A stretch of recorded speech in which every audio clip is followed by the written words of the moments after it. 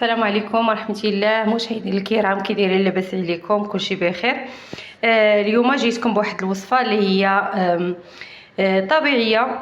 حيدوا لي بركه من الصبايغ الكيماويات وقوه تساقط الشعر، واللي عنده الشيب الابيض واللي عنده قولوا وداعا ان شاء الله باذن الله. انا جربت هذه الوصفه واقسم بالله انا ما راك عارفيني في القناه ما كنحلفش، ولهذا جربت هذه الوصفه وحتى بديتها. نتوما كتشوفوا حتى بديتها، وانا نقول كاع علاش ما نشاركش هذه الوصفه هذه وندي اجر.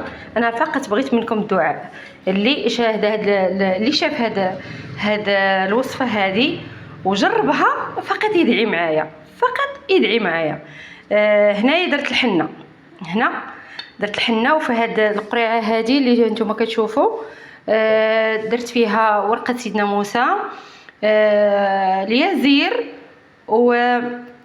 وشويه قليل من الزعتر، شويه من القرنفل. طبختهم. والعصفه هي سر هذا المكون هذا الخطير اللي اكتشفته من بعد ما جربته وعطاني واحد النتيجه اللي هي زوينه بزاف. العصفه انا درتها تطبخ هنايا، بغيت نشاركها معكم. اللي ما عرفهاش راه موجوده عند العطار، ها هي. انا غنوريها لكم باقيه ما دقيتهاش. هنا راه دكيتها، درت 2 عصفات وها هما تيطبخوا باش نصفيهم ونخلط بهم ديك الحنه. فقط انا مصايبه الوصفه ولكن بغيت نشاركها معكم. العصفه ها هي شفتوها. كتمشيو عند العطار راه كدير شي 2 دراهم 3 دراهم الوحده. غادي تجيبوا واحد 4 ولا 5 وغادي ديروهم بهذه الطريقه هذه اللي انا غنخليكم في الفيديو. ردوا معايا البال وانتبهوا معايا وجربوها وشوفوا النتيجه من النهار الاول.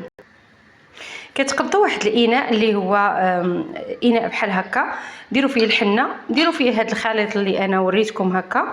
انا من بعد ما طبخات ديك العصفه زدت عليها ورقه سيدنا موسى، اليازير، القرنفل، شويه ديال الزعتر على حسب. الزعتر كيعطي حتى هو واحد مزيان للشعر ماشي اللون. وكنزيدوا واحد نسكافيه او شويه القهوه، اللي عنده قهوه يديرها واللي ما عندوش يدير نسكافيه. هذا هو المكون الوحيد اللي فيه الكيماويات، هو نسكافي فقط، اما الشيء الاخر كلشي طبيعي. وزيدوا عليه 2 معالق من هكا ديال زيت العود وحركوا كل شيء وديروه على راسكم وخليوه تقريبا يبات، او خليوه 2 سوايع ولا 3 سوايع على حسب، وغسلوه وشوفوا النتيجه. راه كتخرج رائعه واللون رائع. وكنتمنىكم تدعوا معايا، جربوا هذه الوصفه ودعوا معايا. واللي بغى شي وصفه ولا شي حاجه يدخل عندي يقولها لي في الكومونتير ومرحبا. السلام عليكم.